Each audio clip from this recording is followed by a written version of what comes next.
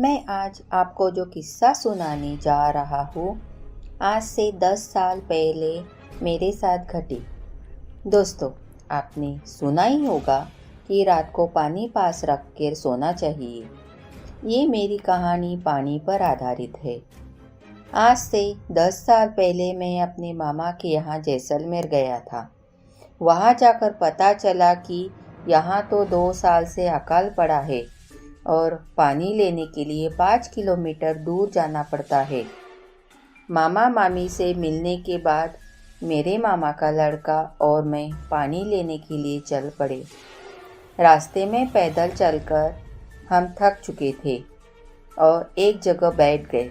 तब उसने मुझे एक किस्सा सुनाया कि पिछले साल पानी की वजह से एक औरत का बच्चा रो रहा था और वो काफ़ी बीमार लग रहा था, इसलिए वो पानी मांगने के लिए हमारे गांव आई थी, लेकिन उसको किसी ने पानी नहीं दिया।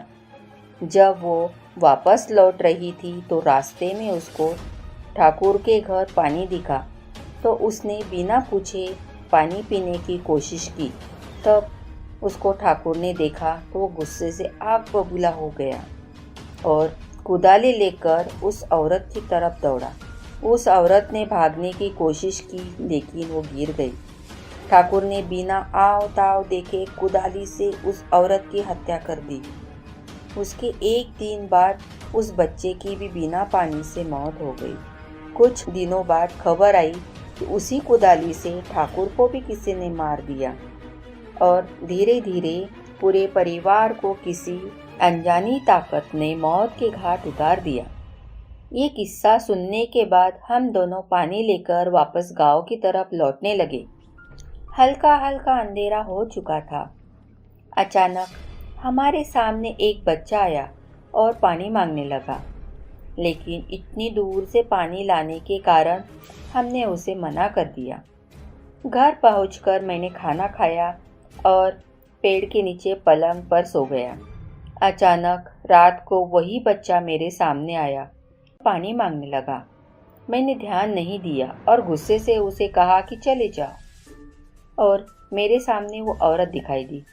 अचानक मैं उठ के बैठ गया और देखा वहाँ कोई नहीं था। मैंने सोचा शायद कोई सपना होगा। फिर रात 2 बजे के आसपास मैं पेशाब करने के लिए खुले मैदान की तरफ गया और मुझे पानी शब्द सुनाई दिया।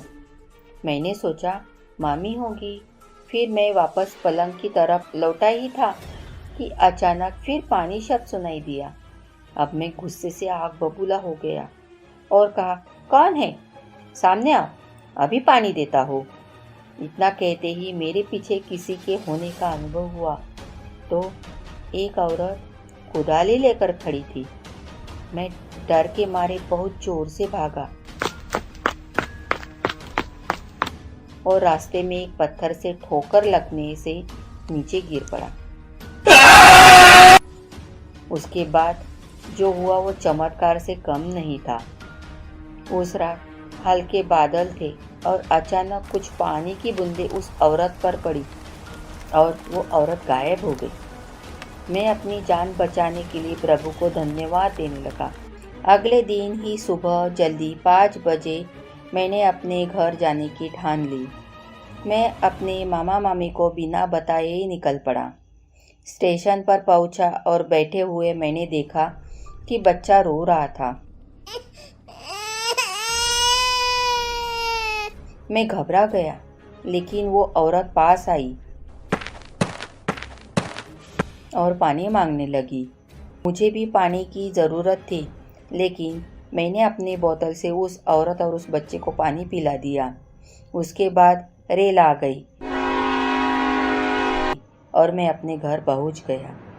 उसके बाद मैं हमेशा पानी अपने पास रख के सोता हूँ।